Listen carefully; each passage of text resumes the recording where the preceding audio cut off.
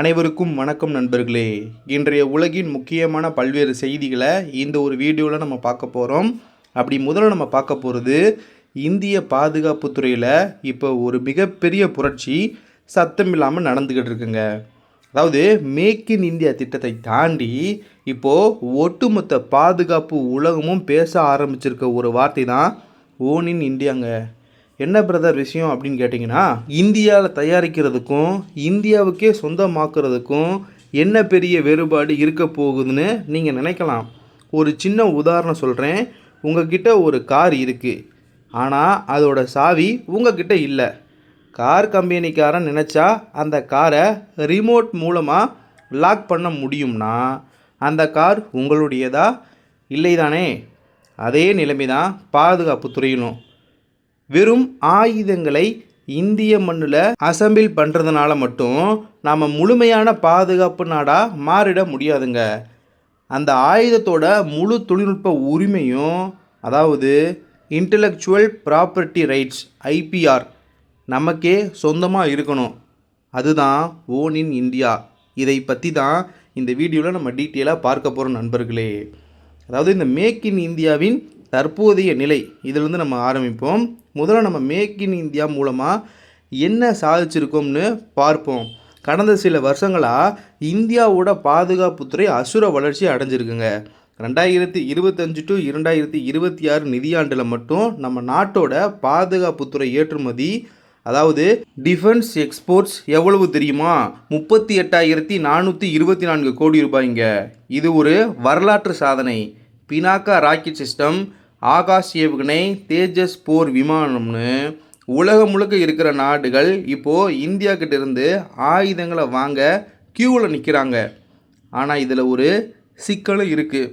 இப்போது நாம் தயாரித்து பயன்படுத்துகிற பல ஆயுதங்களோட ஒரிஜினல் டெக்னாலஜி, அதாவது கோர் டெக்னாலஜி வெளிநாடுகளுக்கு சொந்தமானதுங்க. அவங்கக்கிட்ட இருந்து ட்ரான்ஸ்ஃபர் ஆஃப் டெக்னாலஜி டிஓடி மூலமாக உரிமைகளை வாங்கி நாம் இங்கே தயாரிக்கிறோம். இதனால் என்ன ஆகுதுன்னா, ஒரு அவசர காலத்தில் அந்த ஆயுதங்களை நாம் எப்படி பயன்படுத்தணும், யாருக்கு விற்கணும் அப்படின்ற முழு கட்டுப்பாடு நம்மக்கிட்ட இருக்காதுங்க. அந்த வெளிநாட்டு நிறுவனங்களோட நிபந்தனைகளுக்கு நாம் கட்டுப்பட வேண்டியிருக்கும். இந்த எல்லையை உடைக்கிறது தான் இப்போது ஓன் இன் இந்தியா தேவைப்படுகிறது நண்பர்களே. ஓன் இன் இந்தியா நமக்கு அவசியம். ஏன் அவசியம் அப்படின்றத பார்ப்போம். அதாவது ஏன் இந்த சொந்த உரிமை இவ்வளவு முக்கியம் அப்படின்றது உலக வரலாற்றிலேயே பல பாடங்கள் இருக்குங்க. 1991 வளைகுடா போரின் போது ஈராக் நாட்டிடம் பிரான்ஸ் நாட்டு தயாரிப்பான மிக நவீன ஏர் டிஃபென்ஸ் சிஸ்டங்கள் இருந்ததுங்க. ஆனால் போர் தொடங்குறதுக்கு சில நாட்களுக்கு முன்னாடி அந்த தொழில்நுட்பத்தை உருவாக்கின பிரான்ஸ் நிறுவனம் அதோட டெக்னிக்கல் கோட்ஸ் மற்றும் ரகசியங்களை ஈராக்கோட எதிரி நாடுகளுக்கு கொடுத்துட்டதா ஒரு பேச்சு உண்டுங்க. இதனால் ஈராக்கோட பாதுகாப்பு சிஸ்டம் அப்படியே முடங்கியது நண்பர்களே. அதே போல தான் இப்போ நடக்கிற உக்ரைன் ரஷ்யா போரிலும் பார்க்கிறோம். வெளிநாட்டு ஆயுதங்களை நம்பி இருந்த நாடுகள் உதிரி பாகங்கள் கிடைக்காம திணறாங்க. இந்தியாவுக்கு இந்த நிலைமை வரவே கூடாது. நாளைக்கு ஒரு போர் அப்படின்னா நம்ம அமெரிக்காவையோ ரஷ்யாவையோ அல்லது ஐரோப்பிய நாடுகளையோ உதிரி பாகங்களுக்காகவும் சாஃப்ட்வேர் அப்டேட்டுகளுக்காகவும் நம்பி இருக்கக்கூடாதுங்க. ஒரு ஏவுகணையுடைய சோர்ஸ் கோடு முதற்கொண்டு அதனுடைய முழு உரிமையும், அதாவது ஐபிஆர், இந்திய அரசிடமோ அல்லது இந்திய நிறுவனங்களிடமோ இருந்தால் மட்டும்தான் நம்ம உண்மையான ஒரு இறையாண்மை கொண்ட பாதுகாப்பு நாடாக இருக்க முடியும் நண்பர்களே. ஓன் இன் இந்தியா மாற்றத்திற்கான 3 முக்கிய தூண்களை பார்ப்போம். சரி, இந்த ஓன் இன் இந்தியா இலக்கை நாம் எப்படி அடைய போகிறோம்? இதுக்கு மிக முக்கியமாக 3 தூண்கள் தேவைப்படுது. என்னென்ன? அதாவது முதல் தூண் சொந்த ஐபிஆர்.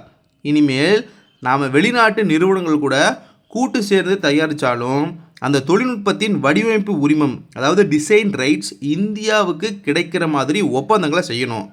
நம்ம நாட்டு விஞ்ஞானிகளும் ஸ்டார்ட் அப்புகளும் உருவாக்குற புதிய கண்டுபிடிப்புகளுக்கு சர்வதேச தரத்தில் உடனே பேட்டன் உரிமம் வாங்கணுங்க. 2வது தூண் இருக்கும் தொழில்நுட்பத்தை மேம்படுத்துதல். அதாவது நம்ம பூஜ்ஜியத்தில் இருந்து ஆரம்பிக்க வேண்டிய அவசியமே கிடையாதுங்க. நம்மக்கிட்ட ஏற்கனவே உலகத்தரம் வாய்ந்த பிரம்மோஸ் ஏவுகணை இருக்குது, தேஜஸ் விமானங்களும் இருக்குது, பினாக்கா ராக்கெட்டுகளும் இருக்குது, தனுஷ் பீரங்கியும் இருக்குது. இப்போ என்ன செய்யணும்னா இந்த தொழில்நுட்பங்களை அடிப்படையாக வச்சு இதோட அடுத்த தலைமுறை, அதாவது நெக்ஸ்ட் ஜென் வடிவங்களை முழுக்க முழுக்க உள்நாட்டு தொழில்நுட்பத்திலேயே நாம் மேம்படுத்தணும் நண்பர்களே. மூன்றாவது தூண் நீண்ட கால நிதி ஆதரவு. அதாவது பாதுகாப்புத்துறை அப்படின்றது மொபைல் ஃபோன் தயாரிக்கிற மாதிரி ஒரு வருஷத்தில் முடிகிற விஷயமே கிடையாதுங்க. ஒரு புது போர் விமானத்தையோ ஏவுகணையோ வடிவமைச்சு சோதனை செஞ்சு பயன்பாட்டுக்கு கொண்டு வர்றது குறைஞ்சது 5 முதல் 10 வருஷங்கள் ஆகுங்க. அது வரைக்கும் நம்ம நாட்டு பாதுகாப்பு ஆராய்ச்சி நிறுவனங்களுக்கும் தனியார் எம்எஸ்எம்இக்களுக்கும் அரசு தொடர்ந்து தடையின்றி நிதி ஒதுக்கீடு செய்யணுங்க. அவங்களுக்கு நீண்ட கால ஆர்டர்கள் கிடைக்குங்கிற உத்தரவாதத்தை அரசு கொடுக்கணுங்க. முடிவாக நம்ம பார்த்தோம்னா சுயசார்பு அப்படிங்கிறது இந்தியாவுக்கு புதுசு கிடையாதுங்க. வரலாற்று ரீதியாக பார்த்தோம்னா சத்ரபதி சிவாஜி மகாராஜ் அவர்கள் தன் காலத்தில் இதை பண்ணியிருக்காருங்க. அப்போ இருந்த வெளிநாட்டு படையினரின் நவீன ஆயுத தொழில்நுட்பங்களை அவர் உற்று கவனிச்சாரு. அதை அப்படியே வாங்காம தன் கோட்டைகளிலேயே சொந்தமாக துப்பாக்கிகளையும் பீரங்கிகளையும் தயாரிப்பதற்கான கட்டமைப்பை உருவாக்கினார். அந்த ஓன் பண்ணுற குணம்தான் அவரை ஒரு மாவீரராக மாத்துச்சுங்க. அதே வரலாற்று பாடத்தை தான் இப்போ இந்தியாவும் கையில் எடுத்திருக்குங்க. வெறும் வெளிநாட்டு ஆயுதங்களை அசெம்பிள் பண்ணி மேக் இன் இந்தியா பெருமை பேசுகிற காலமெல்லாம் மாறி தொழில்நுட்பத்தை நாமே வடிவமைச்சு நாமே உரிமை கொண்டாடுற ஓன் இன் இந்தியா காலத்தை நோக்கி இந்தியா கம்பீரமாக அடியெடுத்து வைக்குதுங்க. இதுதான் இந்தியாவை உலக அரங்கில் ஒரு அசைக்க முடியாத பாதுகாப்பு வல்லரசாக மாற்றப் போகுதுங்க. இதை பற்றி உங்களோட கருத்து என்ன? இந்தியா பாதுகாப்பு துறையில் முழு சுயசார்பை அடைஞ்சிருச்சா அப்படின்ற கேள்விகளுக்கான உங்களுடைய பதிலை கமெண்டில் சொல்லுங்கள். அடுத்த செய்தியாக தற்போதைய புவிசார் அரசியலில் இந்தியா எவ்வளவு பெரிய இடத்தை அடைந்திருக்கிறது என்பதை பற்றி மிக முக்கியமான ஒரு செய்தியை நம்ம பார்க்க போகிறோம். உலக வல்லரசு நாடான அமெரிக்காவின் புதிய இந்திய தூதர் செர்ஜியோ கோர் வாஷிங்டனில் நடந்த மாநாட்டில் இந்தியாவை பற்றி வியந்து பேசியுள்ள கருத்துக்கள் தான் இப்போது உலகளவில் ட்ரெண்ட் ஆகி வருகிறதுங்க. அதை பற்றி நம்ம டீட்டெயிலாக பார்க்க போகிறோம். அதன்படி அமெரிக்க தூதர் செர்ஜியோ கோர் இந்தியாவின் வளர்ச்சியை பற்றி, ஏன் இந்தியாவின் எழுச்சி நிகழ்ந்து விட்டது என்று அழுத்தமாக கூறினார். அப்புறமா இந்தியா மற்றும் அமெரிக்கா இடையே அடுத்த சில வாரங்களில் கையெழுத்தாக போகும் 98% முடிந்த பிரம்மாண்ட வர்த்தக ஒப்பந்தம் என்ன? அடுத்ததாக இந்தியாவை சுற்றியுள்ள அண்டை நாடுகளின் ஆபத்துகள் மற்றும் சவால்களை அமெரிக்கா எப்படி பார்க்கிறது? அடுத்ததாக இந்த இரு நாடுகளின் கூட்டணி அடுத்த 10 முதல் 20 ஆண்டுகளில் உலகை எப்படி மாற்றப் போகிறது என்ற கேள்விகளுக்கான பதிலை ஒவ்வொன்றாக நம்ம பார்க்க ஆரம்பிப்போம். ஃபஸ்ட்டு, வாஷிங்டனில் நடைபெற்ற US India strategic partnership forum உச்சி மாநாட்டில் அமெரிக்க அதிபர் டொனால்டு ட்ரம்பின் மிக நெருங்கிய நண்பரும் தற்போது இந்தியாவுக்கான அமெரிக்க தூதராக பொறுப்பேற்க உள்ளவருமான செர்ஜியோ கோர் கலந்து கொண்டாருங்க. அங்கு அவர் பேசும்போது இந்தியா இனி வளரும் நாடு அல்ல, அது உலக அரங்கில் தனக்கான உச்சகட்ட இடத்தை அடைந்து விட்டது என்று அதிகாரப்பூர்வமாக அறிவித்துள்ளாருங்க. அமெரிக்கா இனி இந்தியாவை ஒரு ஜூனியர் நாடாக பார்க்காமல் தங்களுக்கு சமமான ஒரு வல்லரசாக பார்த்து இணைந்து செயல்பட விரும்புவதாக அவர் வெளிப்படையாக ஒப்புக்கொண்டிருக்காருங்க. அடுத்தது இந்த 98% முடிந்த வர்த்தக ஒப்பந்தம், இவற்றை பற்றி நம்ம பார்த்தோம்னா கடந்த சில வருடங்களாக இந்தியா மற்றும் அமெரிக்கா இடையே ஒரு பெரிய இருதரப்பு வர்த்தக ஒப்பந்தம் பைலேட்ரல் ட்ரேடு டீல் பேச்சுவார்த்தைகள் இருந்ததுங்க. அதை பற்றி பேசிய செர்ஜியோ கோர், இந்த வர்த்தக ஒப்பந்தத்தின் 98% வேலைகள் முற்றிலுமாக முடிந்துவிட்டன, வெறும் 1 முதல் 2% சட்ட ரீதியான வேலைகள் மட்டுமே பாக்கி உள்ளது. அடுத்த சில வாரங்களில் அல்லது மாதங்களில் இந்த ஒப்பந்தம் முழுமையாக இறுதி செய்யப்பட்டு இரு நாடுகளாலும் கையெழுத்திடப்படும் என்று ஒரு மிகப்பெரிய குண்டை உடைத்துள்ளாருங்க. இந்த ஒப்பந்தம் கையெழுத்தானால் இந்தியாவின் ஏற்றுமதி மற்றும் ஐடி, விண்வெளி உற்பத்தி துறைகளில் பல்லாயிரக்கணக்கான வேலை வாய்ப்புகள் உருவாகுங்க. அதே சமயம் இந்தியாவின் சவாலான அண்டை நாடுகள் இதை பற்றி நம்ம பார்த்தோம்னா, இந்தியாவின் புவிசார் அரசியல் சூழலை அமெரிக்கா மிக துல்லியமாக கவனித்து வருகிறது என்பதற்கு செர்ஜியோ கோரின் இந்த பேச்சு ஒரு சாட்சிங்க. அவர் கூறும்போது, இந்தியா உலகின் மிக சவாலான ஒரு எல்லை பகுதியில் அமைந்துள்ளது. இந்தியாவின் அண்டை நாடுகள், அதாவது இந்த சீனா மற்றும் பாகிஸ்தானை குறிப்பிட்டு தான் சொல்லியிருக்காங்க. திடீரென ஒரு நாள் காலை தவறான மனநிலையில் எழுந்தால் கூட எல்லையில் என்ன நடக்கும் என்று சொல்ல முடியாதுங்க. அந்த அளவுக்கு இந்தியா எப்போதும் விழிப்புடன் இருக்க வேண்டிய சூழல் நிலவுகிறது அப்படின்ற மாதிரி சொல்லியிருக்காங்க.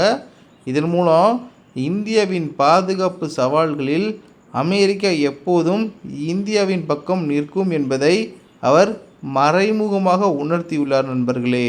இதே நேரத்தில் அடுத்த 20 ஆண்டுகளுக்கான கூட்டணி இவற்றை பற்றி பார்த்தோம்னா, தொழில்நுட்பம், செயற்கை நுண்ணறிவு, பாதுகாப்பு மற்றும் விமான போக்குவரத்து ஆகிய துறைகளில் இந்தியாவும் அமெரிக்காவும் இணைந்து செய்யப்போகும் காரியங்கள் தான் உலக பொருளாதாரத்தை தீர்மானிக்கப் போகின்றன. அடுத்த 2 ஆண்டுகளில் நாம் எடுக்கப் போகும் முடிவுகள் மற்றும் போடப்போகும் ஒப்பந்தங்கள் வரவிருக்கும் அடுத்த 20 முதல் 30 ஆண்டுகளுக்கான உலக அரசியலையும் இரு நாடுகளின் உறவையும் பலப்படுத்தும் என்று செர்ஜியோ கோர் தனது உரையை நிறைவு செய்திருக்காருங்க. முடிவாக நம்ம பார்த்தோம்னா, அமெரிக்க தூதரின் இந்த பேச்சு வெறும் பாராட்டு மட்டுமல்ல நண்பர்களே, டொனால்டு ட்ரம்ப் தலைமையிலான புதிய அமெரிக்க அரசு இந்தியாவுக்கு கொடுக்கும் மிகப்பெரிய முக்கியத்துவத்தை காட்டுகிறதுங்க. சீனாவுக்கு மாற்றாக உலக நாடுகள் இந்தியாவை முழுமையாக நம்ப தொடங்கிவிட்டன என்பதன் வெளிப்பாடு தான் இது. சரி, அவ்வளவுதான் நண்பர்களே, இன்றைய செய்திகள் நிறைவடைந்தது. இந்த செய்திகளை பற்றிய உங்களுடைய கருத்து வரவேற்கப்படுகின்றது. இது போன்ற செய்திகளை நீங்கள் தினமும் தொடர்ந்து தெரிந்து கொள்ள வேண்டும் அப்படின்னு நினச்சா மறக்காமல் நம்முடைய சேனலை சப்ஸ்கிரைப் பண்ணுங்கள். நீங்கள் சப்ஸ்கிரைப் பண்ணால் தான் நம்முடைய சேனல் இன்னும் அடுத்த கட்டத்திற்கு வளரும். ஸோ சப்ஸ்கிரைப் பண்ணி சப்போர்ட் பண்ணுங்கள். நீங்கள் சப்போர்ட் பண்ணுறதன் மூலமாக எனக்கு இன்னும் கூடுதலாக இன்னும் பல்வேறு விதமான செய்திகள் உங்களிடம் கொண்டு வந்து சேர்ப்பதற்கு உத்வேகம் கிடைக்கும். ஸோ சப்ஸ்கிரைப் பண்ணிக்கங்க. நாளைக்கு இன்னொரு புது வீடியோவில் நான் உங்கள்கிட்ட பேசுகிறேன். நன்றி நண்பர்களே. ஜெய்ஹிந்த்.